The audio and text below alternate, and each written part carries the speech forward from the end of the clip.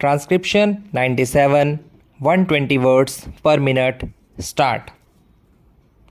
Sir, this volume, the progress report for the year 1983-84 is before the House, and members will have discovered for themselves that this volume is replete with useful information.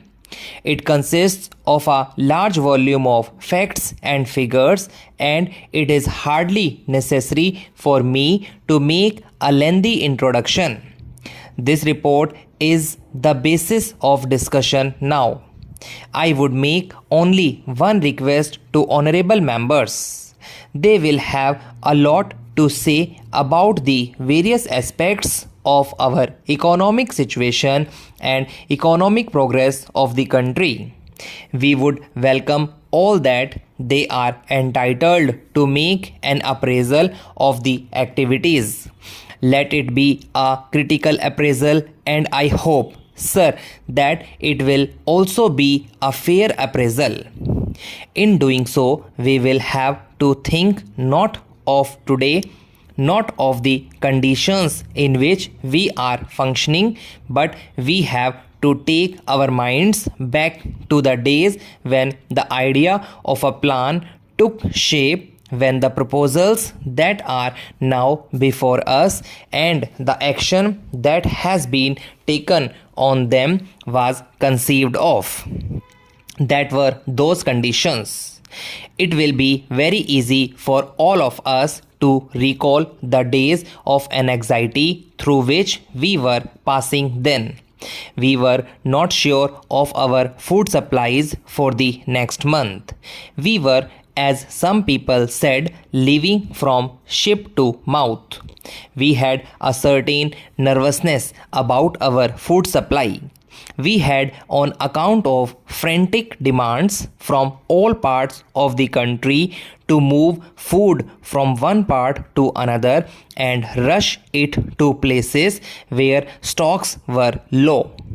We had to import large quantities, spending large amounts of foreign exchange. We had also to give heavy subsidies, and yet people were not satisfied, and they could not be. There were controls and there were difficulties experienced by many people.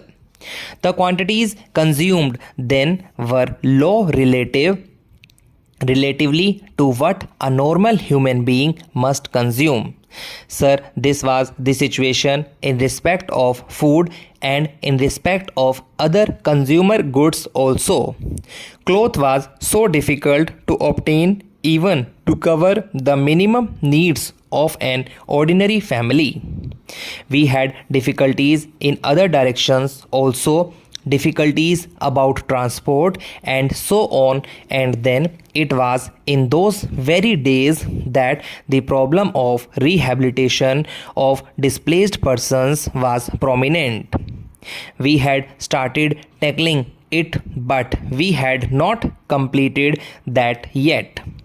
Prices were rising, and so many people felt that at those high prices an average family could not subsist.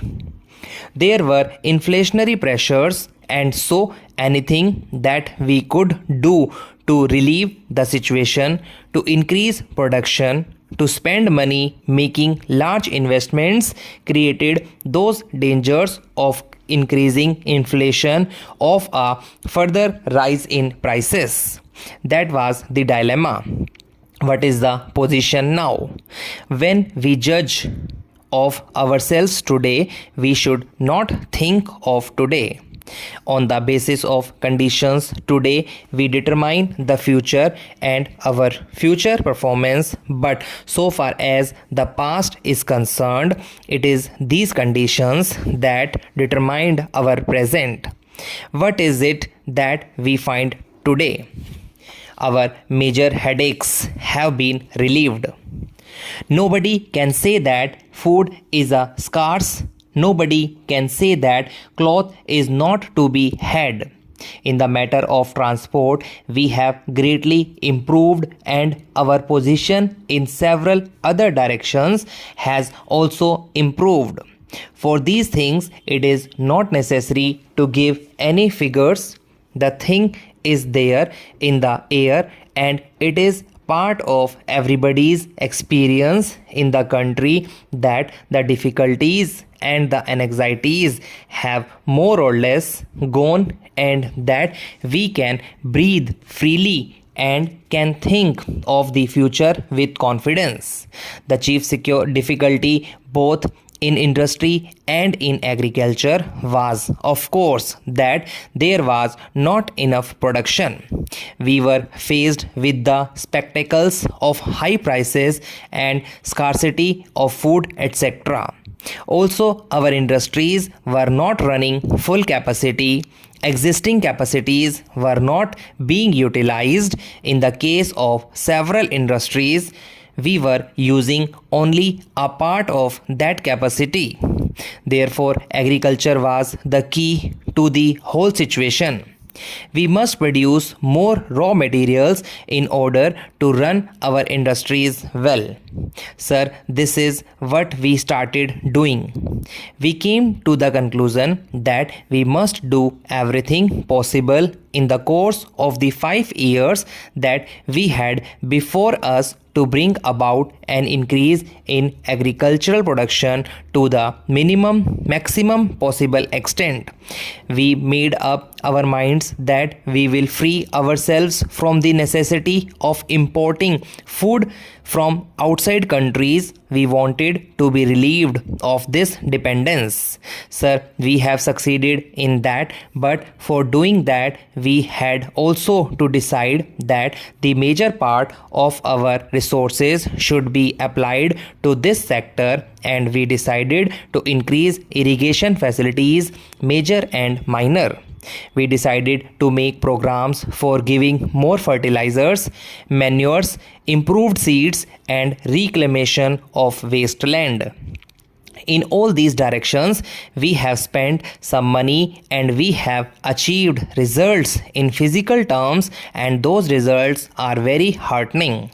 In the field of irrigation, for example, we can legitimately take a measure of pride in what has been achieved already.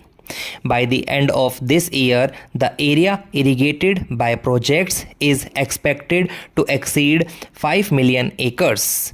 The river valley projects, which had been begun before the plan, are now making rapid progress.